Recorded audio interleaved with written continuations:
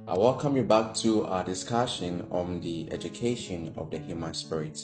This will be our final part. I have discussed the education of the human body and the education of the human soul. Kindly make sure you watch those videos, it's very important. I said earlier, as important as the education of the human body and the human soul are, there is something more important, and that is the education of the human spirit. I define the human spirit as the extension of the nature and likeness of the Creator, that is God, with senses created for fellowship with God. And to face the greatest and most challenges in life, it will take an educated spirit to face those challenges and win in this life. Brothers and sisters, life is spiritual. As simple as this statement is, as life is spiritual, it holds the greatest weight than anything else, and it will take me a century to break them down for you.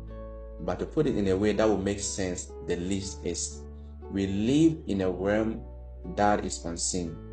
We live in a spiritual world, but because we are encased in a human body, there is a limitation to having access to the spiritual world.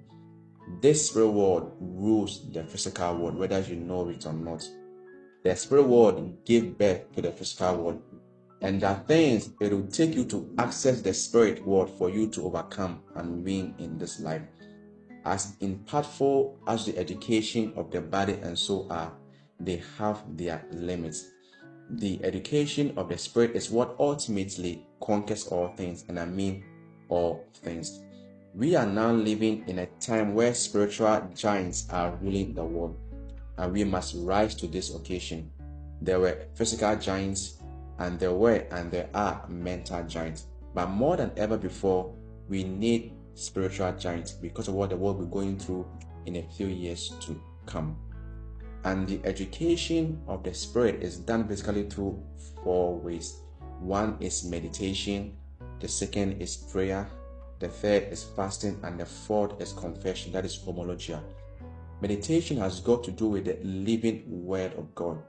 And that's why Paul writes to the church says, for us to desire the sincere milk of God, that we may grow thereby. Again, the word tells us that in every occasion we should pray in the spirit. And praying in the spirit is in two folds. One is praying in an unknown tongue, and the other is praying with your understanding with understanding. Because the one who prays in tongues or with understanding builds himself up, he charges himself. And fasting also helps you to charge up and strengthens your spirit. Your confessions create reality. It makes you in sync with God's plan for you and the world. Now, all these tools help your spirit get stronger and stronger as you become a spiritual giant. And hear this, how spiritually matured you are now will determine your place and position in the next phase of life. This is very important. If you are educating your body, your soul, and not fully giving attention to the education of your spirit, it is akin to cleaning your house and servicing your vehicle and not taking care of yourself. The result is that you have a beautiful, clean house, you have a well-maintained, functioning house or vehicle, but you will be very unhealthy. Why? Because you have not fully given attention to take care of yourself like you do for your house and vehicle.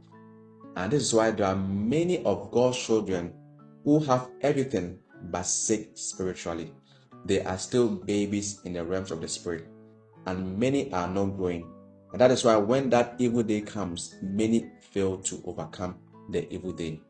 I remember a story of a woman who married a very wealthy man. Everything was well until one day the husband fell ill. And so they flew the husband to the best of the hospital with the best doctors, and nothing seemed to be helpful.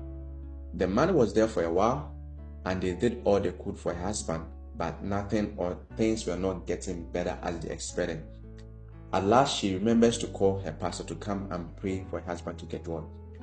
On his way, the pastor received a call that the man had passed away. And as soon as the pastor got to the hospital, she cried out to the pastor, "Pastor, money is ashamed. Money is ashamed." They had all the money. He was in the best of care with all the scientific knowledge, skills, and machines, but they couldn't save his life. She said to the pastor, "Money is ashamed. Money is ashamed."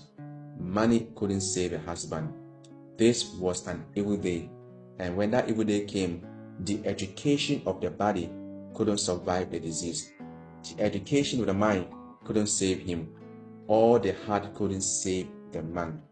Had he educated his spirit, he would have lived. Brothers and sisters, again, life is spiritual. When it matters most in life, it is how well spiritually mature you are that will save you eventually. All the healthy living, all the exercises, all the intelligence, all the money you have will not save you. It will be an educated spirit that will save you eventually, because that is the real you. If you are not educating your spirit, you are dying slowly. So give attention to your spirit, and it will never fail you when push comes to shove.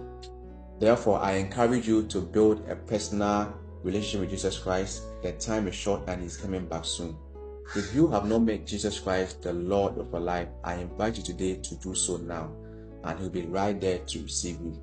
And you can send me a personal message if you want to have a nice and a strong relationship with Jesus Christ. Thanks for watching.